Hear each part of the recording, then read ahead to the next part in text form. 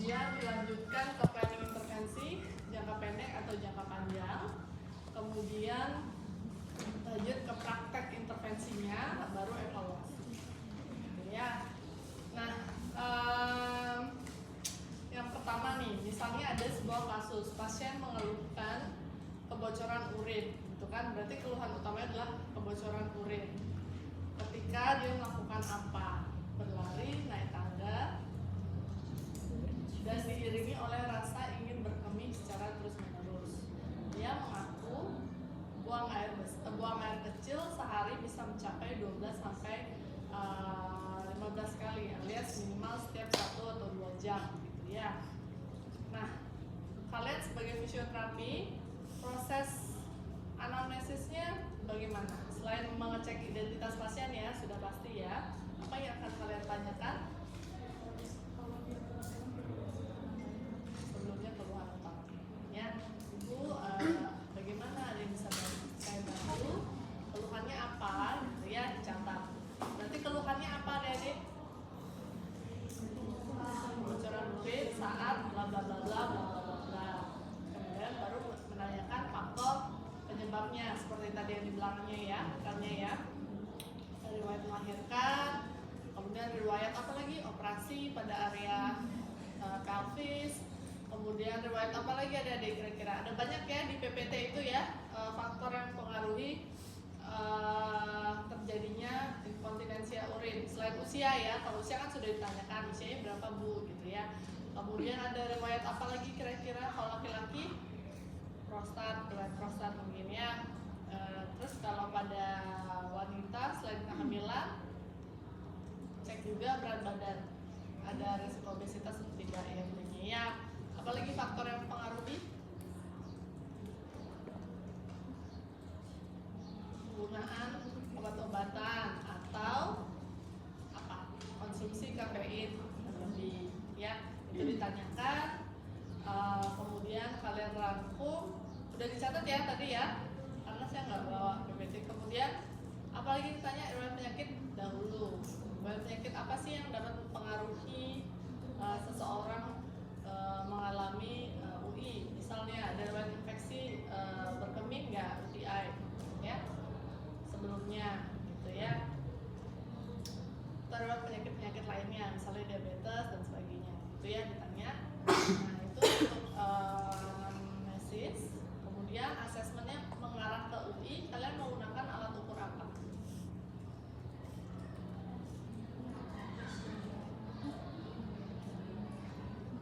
Kuesioner 3 IQ paling bisa ya. Ditanya yang pertama dalam 3 bulan, kayaknya 3 bulan terakhir yang pertama pertanyaannya, Ibu selamat pagi, saya izin bertanya.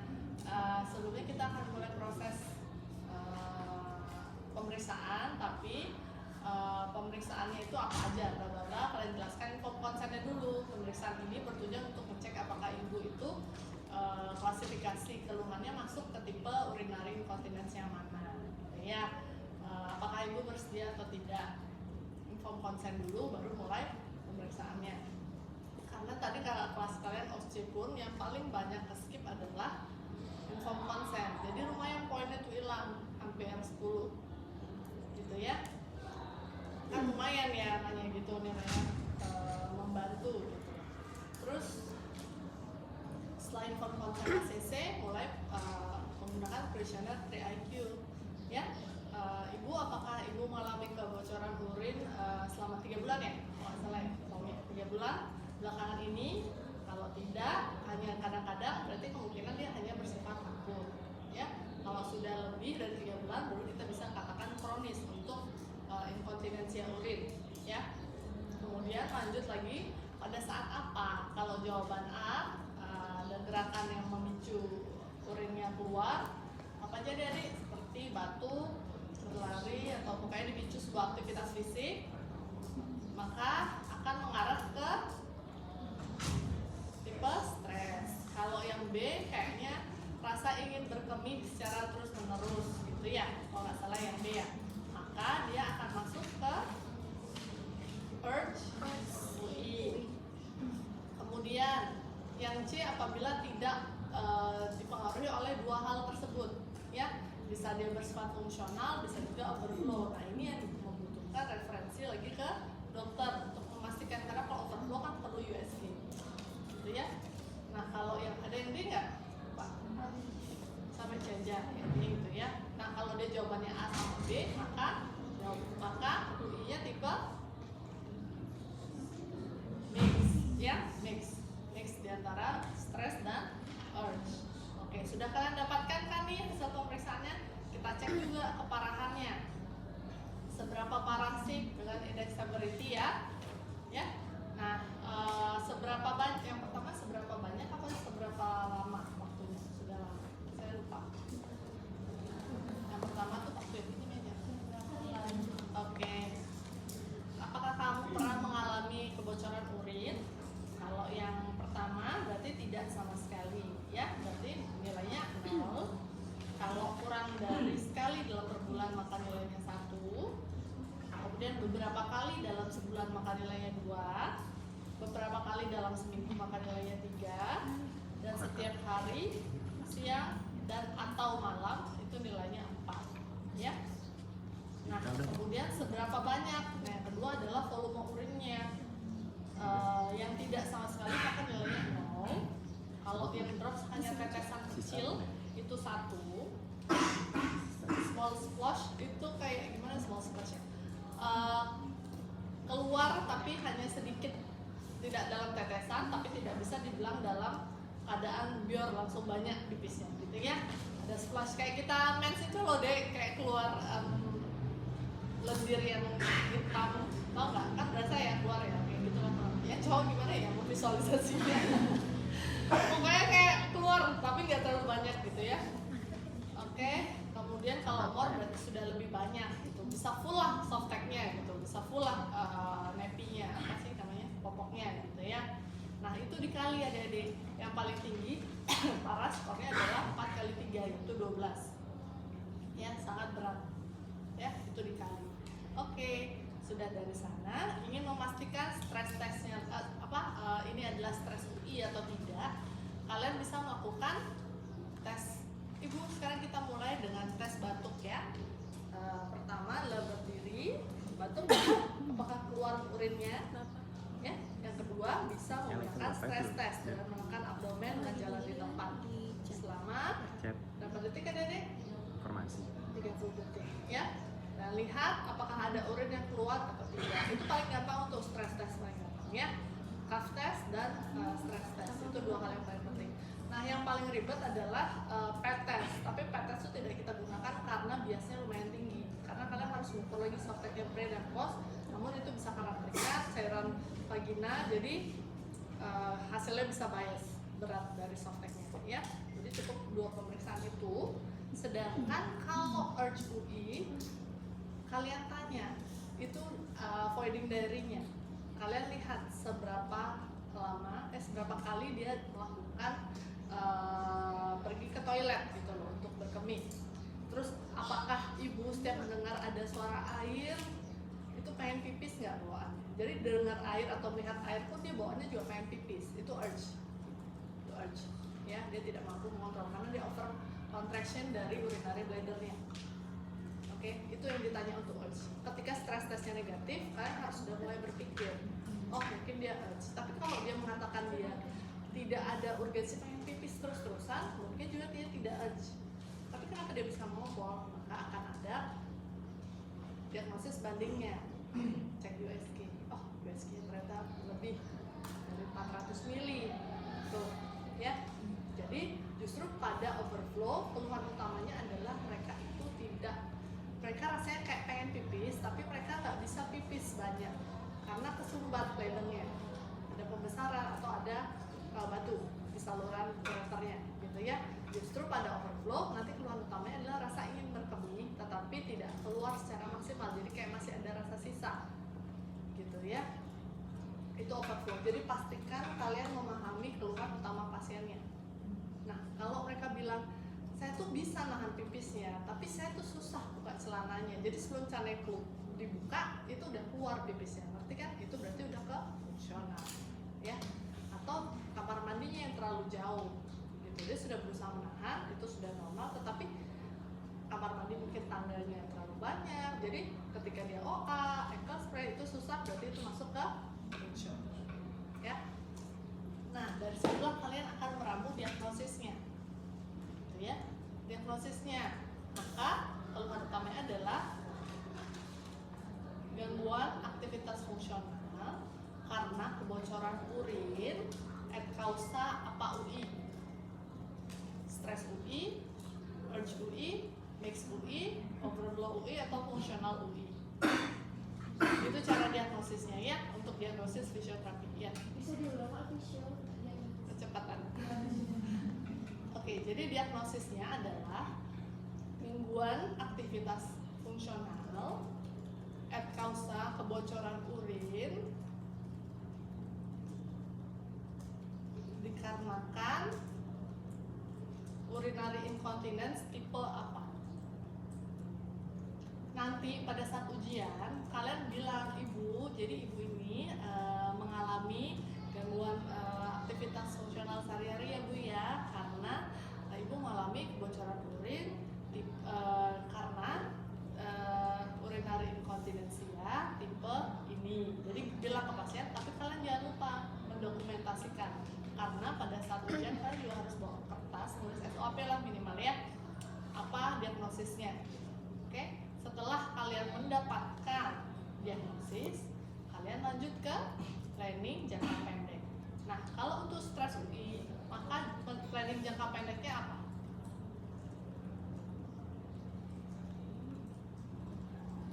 Kalau tipe stres, maka planning jangka pendeknya dulu deh apa? Ayo, stres UI itu disebabkan karena apa? Kelemahan otot dasar panggul, maka apa planning jangka pendeknya? Peningkatan kekuatan otot apa? Dasar panggul atau PMM ya, pelvic floor muscle-nya. Maka itulah tujuan jangka pendeknya. Jangka panjangnya adalah apa deh kira-kira? Membalikkan kemampuan aktivitas fungsional pasien semandiri mungkin, ya,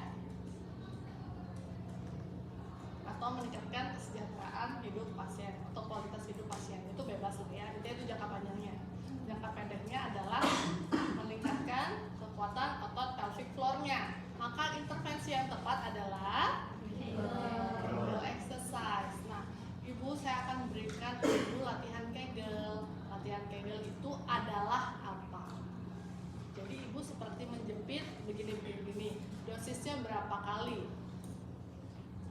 Berapa kali? Diulangi berapa kali? Gimana?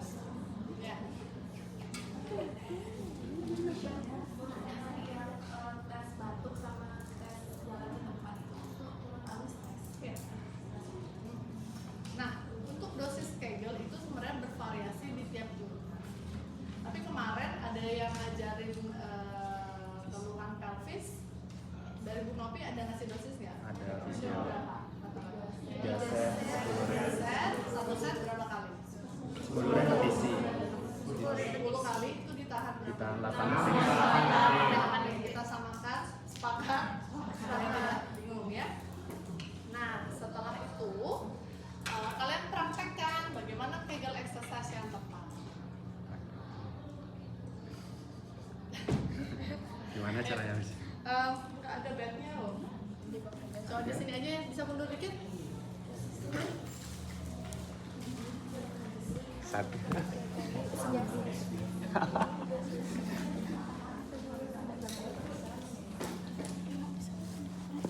Mau tidur. Sorry.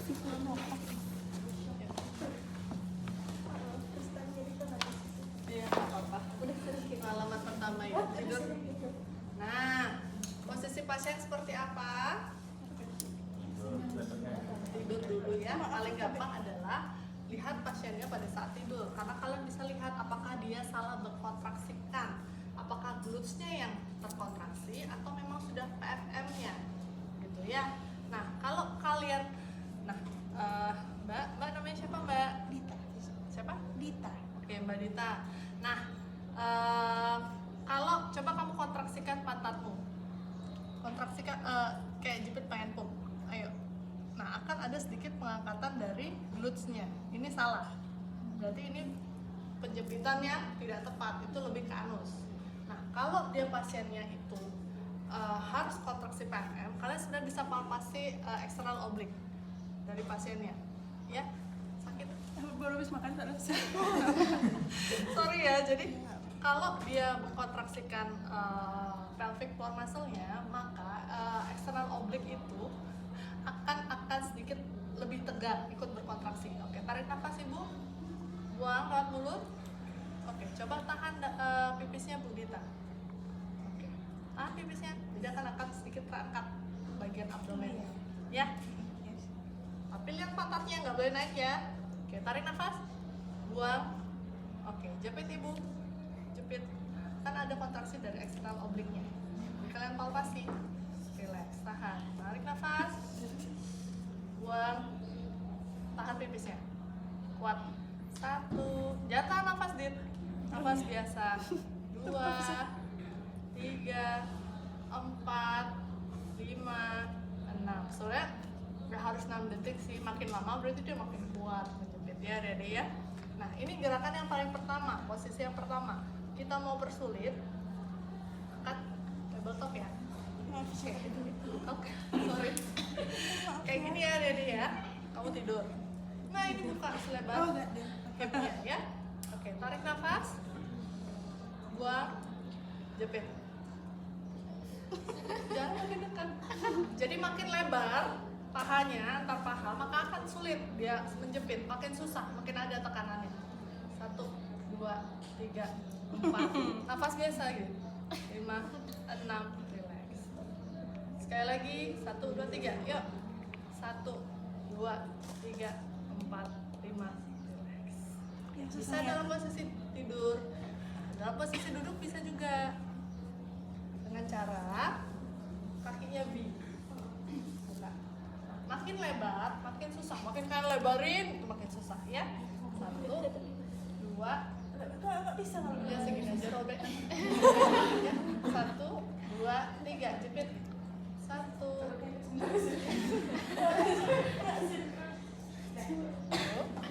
3. Nafas biasa ya, Dit. 1, 2, 3, 4, 5, 6. Relax. Jadi variasikan gaya. Kekuatannya, makin kesulitannya itu adalah kalian makin lebar, ya. Oke, kemudian dalam posisi berdiri pun bisa ada sedikit semi squat. Berdiri dalam posisi. Wis. Dumbbell nih harusnya. Oke. Kenapa minta maaf? Mau ngapain? Yuk. Sedikit squat. angkatannya. Yuk. Jepit. Visual nggak susah. Ya memang. 1. Ini depannya dari depan. Yuk. Jepit. 1, 2, 3, 4, 5. Relax. Makin susah lagi, lebarin lagi. Lebarin lagi. Coba. Nah, makin lebar tuh, makin susah dia kontraksi karena makin lebar permukaannya. Karena ingat, PFM itu tipe kontraksi adalah eksentrik alias memanjang. Gitu ya. Jadi gayanya yang diubah. Begitu cara progresivitas latihannya. Ya, dari mulai waktu jepit, kemudian stylenya. Makin susah, makin lebar gitu ya. Itu untuk PFM. Oke, thank you deh. Nah, untuk yang kedua adalah urge UI, maka planningnya apa ya Dek?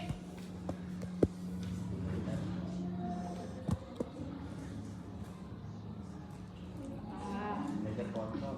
Itu intervensinya, meningkatkan kemampuan mengontrol perkembangan, ya. Intervensinya adalah bisa quick flex, bisa bladder control, bisa intervensi tense juga sebenarnya. Stres UI pun bisa tense ya adik-adik ya, tapi kita nggak ada alat tense-nya, masih di atas ya. Jadi kita punya yang permukaan, jadi dipasang di antara hip 1, 2, 3, 4 ya. Oke. Dan itu menyilang. Nah, itu juga bisa dilakukan untuk pemberian intervensi nanti ya. Stres UI itu bisa menggunakan TENS, dosis TENS-nya berapa? Ada enggaknya di PPT-nya? Kayaknya 50 Hz ya, nggak salah. Ada rest dan ada waktu kontraksinya ya. Kalau untuk yang urge UI dia kontraksi terus-terusan tanpa adanya rest. Sedangkan yang tipe stres ada sama contractingnya ya. Pemasangannya di hip ya. Nah, untuk bladder control adalah instruksikan sini dulu Dit. Tarik kamu nyatet. Nah, ini ya. Duduk, Bu. Nah, instruksikan pasien itu untuk menjepit secara terus-menerus. Quick flex. Jadi nih pengen pipis nih. Pengen pipis, sekarang ada rasa pengen pipis ya. Tarik nafas. Relax. Oke. Tahan pipisnya, Bu. Jepit terus-menerus. Terus sampai rasa ingin pipisnya itu hilang. Itu quick flex. Jadi kontraksi terus tanpa adanya rest. Kalau tadi Kegel kan kontraksi relax, kontraksi relax. Quick flex enggak, dia terus sampai rasa ingin berkemihnya hilang. Jadi nggak ada dosisnya gitu. Ya. Kemudian ada bladder control.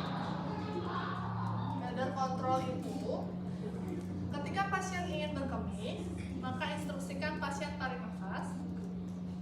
Nah, buang nafasnya. Kemudian kontraksikan. Ya, tahan pipisnya, Bu. Kontraksikan, jepit sambil mengalihkan pikiran. Jangan memikirkan toilet, jangan memikirkan pipis. Alihkan pikirannya. Oke, sebelum dia bocor di sini karena pengen ke toilet. Nah, setelah rasa ingin berkemihnya itu sudah terkontrol. Sekarang tarik nafas, naik berdiri, jalan perlahan ke toilet. Nah, jadi dia ke toilet dengan aman, tanpa bocor, pengen cepat ke toilet. Itu urge pain, rasa ingin pipis, jangan terus-terusan, ya. Paham? Itu bladder control. Nah, untuk yang overflow, apa kira-kira planningnya? Overflow apa planningnya? Apanya? Bukan itu intervensinya. Planningnya apa?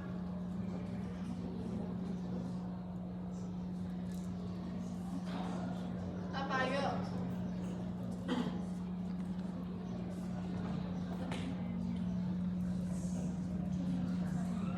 Meningkatkan pengeluaran urin secara maksimal ya. Dengan apa intervensinya adik-adik? Double voiding technique bisa pakai apa? Clapping, apa namanya? Manuver, apa manuver ya? Crates manuver sama bladder perfusion. Nah, lihat ya. Untuk double voiding technique, pasien diinstruksikan untuk pipis 2 kali. Misalnya ini sudah pipis sekali. Kemudian sedikit bungkukan badan 45 derajat. Kita tekan urinary bladder ya. Dengan perutnya membungkuk 45 derajat. Instruksinya untuk maksimalkan pengeluaran urinnya. Jadi agak lama di toilet ya pasti. Ya, sama kayak kita pipis, kayak udah selesai pipis tapi masih ada sisa nih, kita pasti diam kan sampai itu kosong. Nah, itu yang double voiding technique. Sedangkan untuk yang Crates maneuver itu sorry Dit, kalian harus pegang hip pasien. Ajarkan pasiennya untuk melakukan Crates maneuver. Jadi pasien 45 derajat bending. Nah, sambil tangannya di hip, dia menekan perut bawahnya, ya, membantu pengeluaran urin secara maksimal. Itu Crates maneuver. Oke? Sedangkan yang clapping 45 derajat. Nah, dia tetap di hip. Nah, tapi dia tuh menepuk-nepuk tipenya. Menepuk-nepuk sampai habis pipisnya. Kemudian relax. Itu percussionis. Ya. Sisanya kalian bisa instruksikan edukasi latihan di rumah dan penggunaan popo apabila memang diperlukan. Ya. Itu aja sih adik-adik. Sama menjaga higienitas pastinya ya supaya tidak ada infeksi. coba silakan dipraktekkan dulu. Oh ya, jangan lupa komunikasi terapeutiknya. Halo Ibu, perkenalkan saya Sinta Saraswati, fisioterapis yang akan bertugas hari ini. Apakah benar dengan Ibu Dita? Oke, Ibu Dita usianya berapa? Pastikan identitas pasien itu tepat. Ya, berapa Bu? Berapa udah melahirkan? Ya. 30. Ya. Nah, usianya berapa? Alamatnya di mana? Pastikan identitas pasien itu sudah sama. Oke, Ibu, keluhannya Ibu apa ya? Kalau bisa saya bantu. Tidak bisa menahan kemauan kami. Oke, itu kurang lebih. Lalu itu proses asesmen sampai evaluasi. Oke, evaluasinya bagaimana? Bisa cek pakai indeks severity-nya. Makin kecil skornya berarti keberhasilannya semakin bagus. Kalau dia urge semakin sedikit frekuensi dia berkemih, yang biasanya 12 kali, dia udah bisa 10, itu artinya intervensi kalian sudah